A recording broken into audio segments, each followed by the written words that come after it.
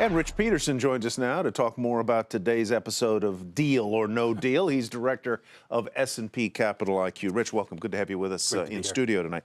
Let's talk first about the Pfizer deal. This one looks like it may not take place, but I'm wondering what your spidey sense is. Do you think this is a tactical retreat? Well, the key word there is final. What does final mean? What does final mean? What does final mean? You know, according to the takeover panel in the UK, the final proposal is the final proposal.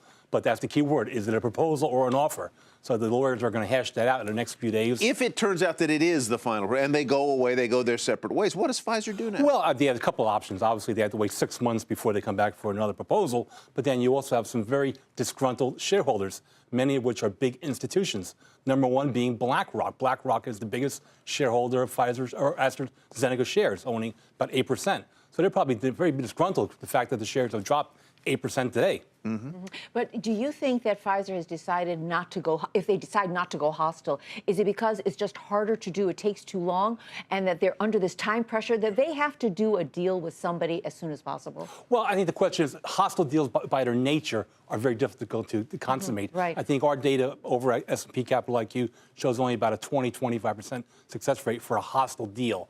You really need the board on board, so to speak. The fact is, they wanted to do this deal in part to do the corporate inversion, to try to take advantage of the lower tax rates that the UK offered. Now, other firms have done that. Activists acquired Warner Chilcott a couple of years ago, and we see that also happening in the manufacturing side.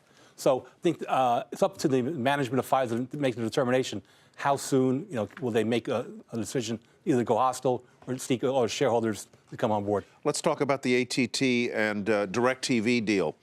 In the piece there that Morgan sent, Verizon now, ball in your court. Are they likely to go after Dish, which has been sort of in play at various times over the past few years? Well, as we were talking a little bit off air, it's kind of funny now we're talking about AT&T 30 years after the baby bells were broken up. Now here AT&T is coming back into It's like Godzilla returning every few years. Bigger is better? Is that the case here? Bigger is better? You have to have scale? You're talking about Verizon. I think the difficulty is there. Last year they acquired the stake in Verizon Wireless for $130 billion. Vodafone deal. Yeah. Vodafone deal that Vodafone owned. So they're trying to put that into under their umbrella. I think with Dish Network, you talk about a chessboard where there are only so many pieces left on the board. The fact with Dish, you're talking about Verizon, but I don't think that could be happening. Then it's talking about SoftBank or Sprint, which is owned by Japan's SoftBank, or T-Mobile, which is owned by Deutsche Telekom, both international players that parents may not be too apt to look for that deal.